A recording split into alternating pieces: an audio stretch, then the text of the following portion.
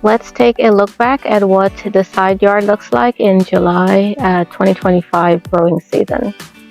Hey everyone, I'm Lisa the Whimsical Gardener. Welcome to my channel. So I got up a little bit earlier today because I'm filming a series about looking back at a garden, which is going to air in the winter time when all of us is craving going out in the garden and there's nothing. So just to give us a little bit of hope of what the garden would look like again once the season starts. So I'm filming this middle of July 2025, and so I'm going to take you guys around so we can look at the side garden bed.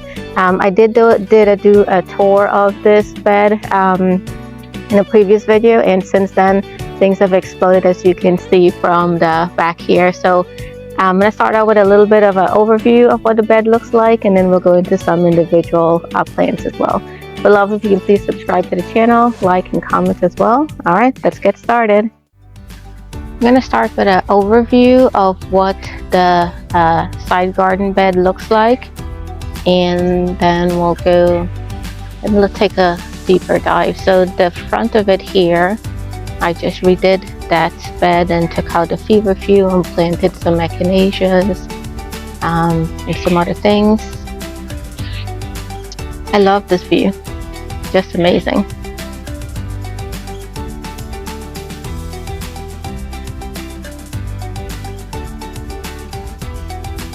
Some of the plants that we planted here are now starting to get some height.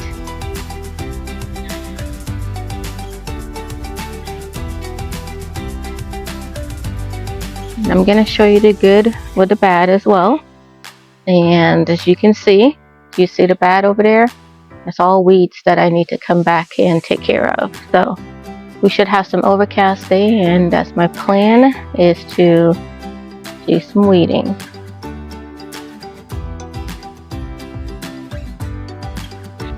Let's do an overview from here. And then a little bit of an overview from the steps as well. Love this view as well too. So this particular bed here, I pulled out the feverfew that was lining there and planted it up with some echinacea, which they have survived so far. I had to give it some extra additional water because when I planted it, it was in the middle of a heat wave. I love this vista as well. My veronica is starting to bloom. So what I did with this veronica when I purchased it is I cut the container like in half, not a container, cut the plant in half. So I planted one half here and then another over there so I can have a symmetrical look. This is my shrimp tree, which by the time you're looking at this would be dug up and is in the greenhouse overwintering. Hopefully it survives. Panning over here, I love this grouping of containers. My purple fountain grass are starting to bloom, which I love the look of the purple fountain grass. My zinnias, aren't they amazing? It's almost like a peachy, corally color. Coneflower, that's some caladium. And I planted some basil as well, so that's coming in nicely.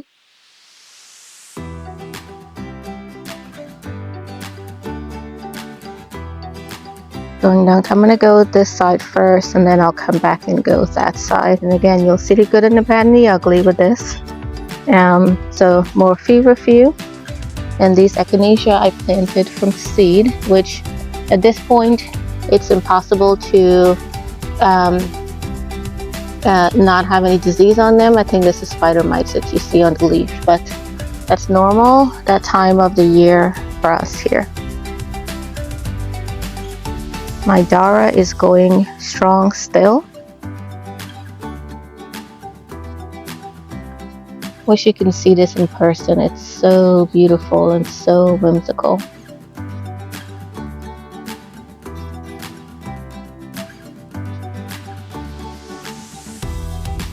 Here my mahogany splendor hibiscus is starting to grow. I need to jump back there and stake it. So I've got one over there and one here, which this one needs to be staked. So I will need to go back there and stake them. And I just noticed as I'm filming this that last year I had some what do you call it, celosia, and it self-seeded itself. So that is the red one, and this is the yellow that has self-seeded itself. So I'll take it. My anemones are starting to develop. I planted those last year, and we have to admire the zinnia. So this is a queen lime orange zinnia. This one here, I don't remember what the variety is, but so beautiful and so petite. This one here is a queen lime orange as well, that starts out this and then it fades into a deeper color like this one. My fountain grass is starting to grow, and my rose, I can't control it right now. Let me see if I can zoom in a little bit so you can see. It has gotten really, really tall.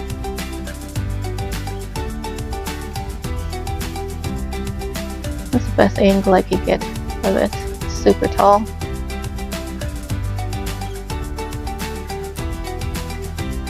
Here we've got my hibiscus that I planted from seed, and the first flush of flowers have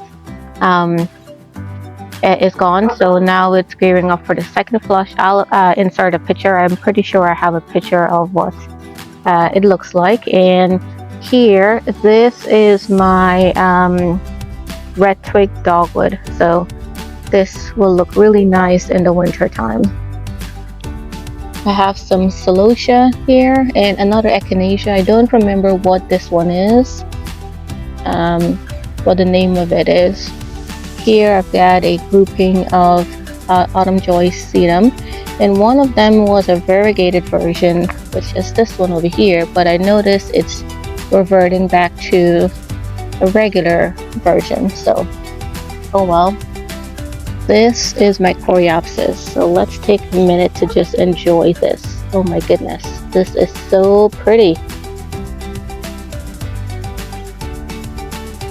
And my veronica, I've got two, so I've got a pink and a purple. They're starting to come back for the second flush of flowers. I deadheaded them a couple weeks ago. And my buddleia, oh my goodness, I forgot I planted a buddleia there, guys, is starting to bloom as well. I love this vista as well. Oh, sorry, almost fell there. Let me start back again.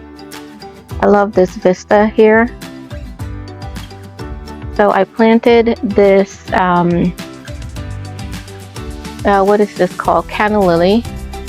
Let's see if I can see the flowers a little closer. And I actually started with like one little stem last year, and it grew, and then I dug it up and I split it and I planted a little bit more over here, and I also transplanted some of it up there as well. And they're starting to look really nice. They're doing exactly what I want them to do, which is put some height on here. My serpentine atlas cedar, it's buried right now, but that will shine in the winter time when everything is dead. I just love all of the zinnia. I mean, look at, let me go a little closer.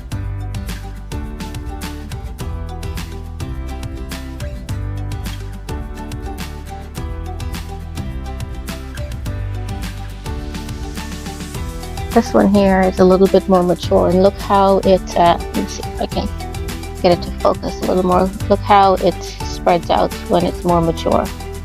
And this one here is like in an in-between phase.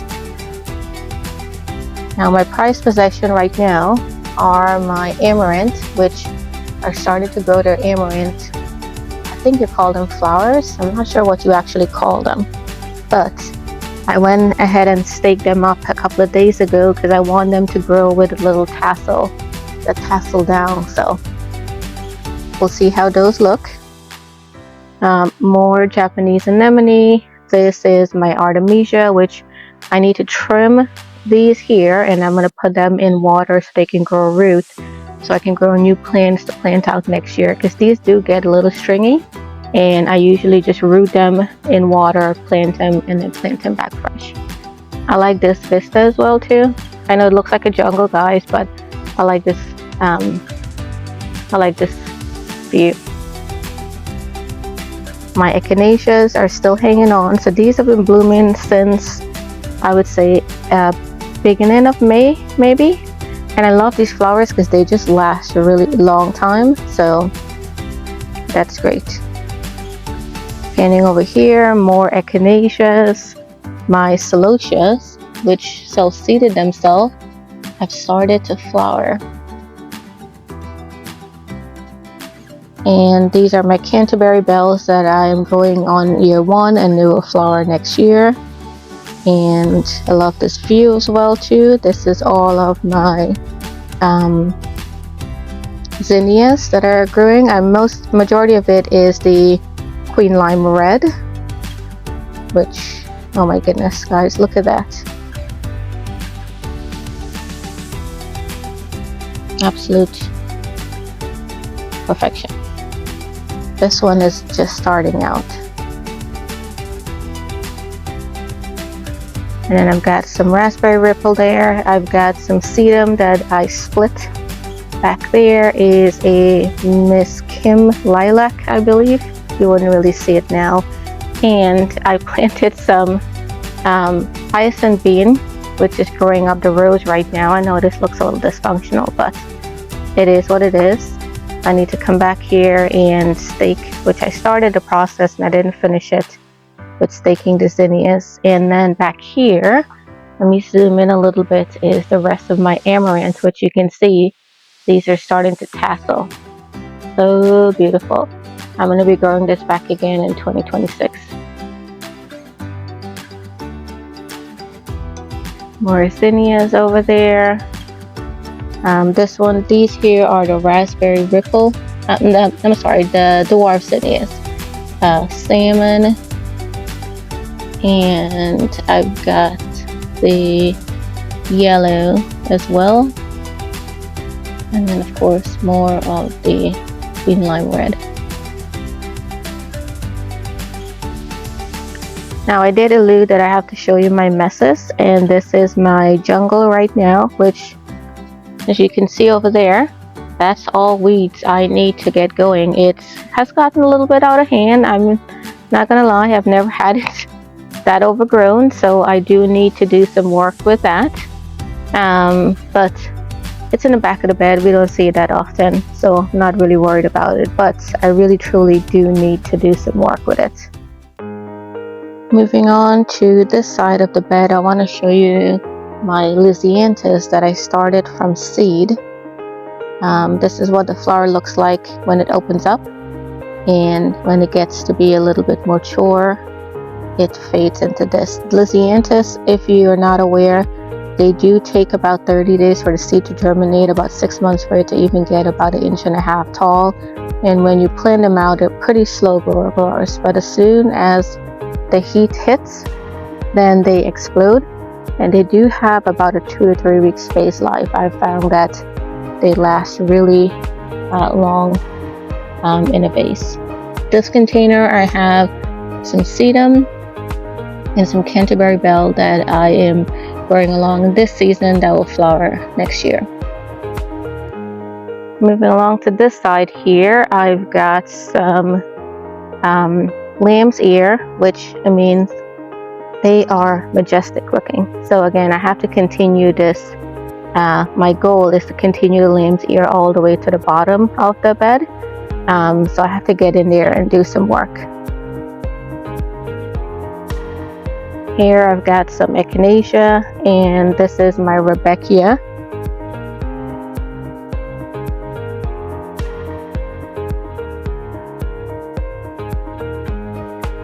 I just realized, guys, that my Rosa Sharon is actually flowering. Let's get over there.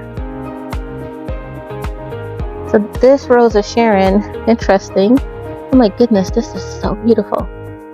I actually got this plant from my parents, and when I got it, it was literally this small of a seedling. And then I planted it here. I let it grow on. I kind of snipped it so it could bush out the way you see it right now. And look at it, it's filled with buds.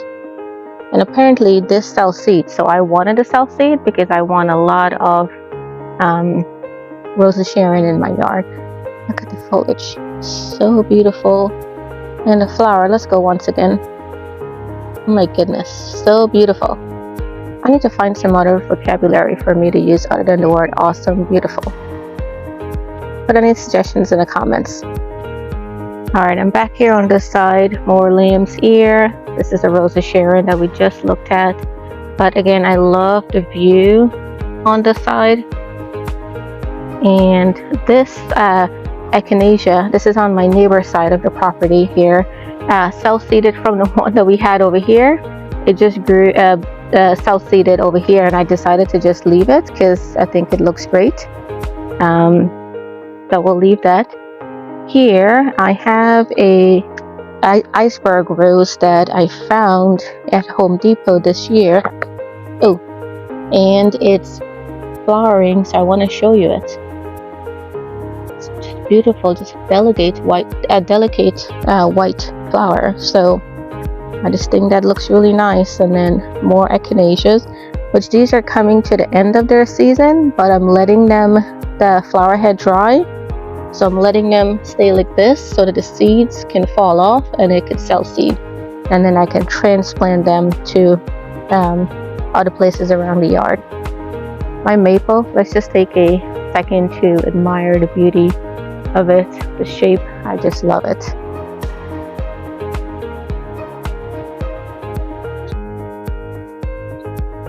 Now I do have to show you the messes as well. So in this area here, we have a dry creek bed, and as you can see, I did not plant this creeping Jenny. Not sure how it ended up there, but it's taking over. And then it's a beautiful mess, to be honest. And then my ajuga, let me go in a little bit closer so you can see it, is also spread like crazy. And look at that. It's now taking over the entire area, which I'm going to need to pull some of it, but it just looks absolutely beautiful. But I was thinking what I could do is plant the ajuga in between the lamb's ear to create like a pattern. So, but I do need to continue the lamb's ear on this side here. This echinacea, not echinacea, Black Eyed Susan, also self-seeded, and we decided to leave it. And then over here, this is actually my neighbor's yard over here. So I planted some, moved some of the ajuga from here over to this side so we can kind of have a mirror look. And then I planted some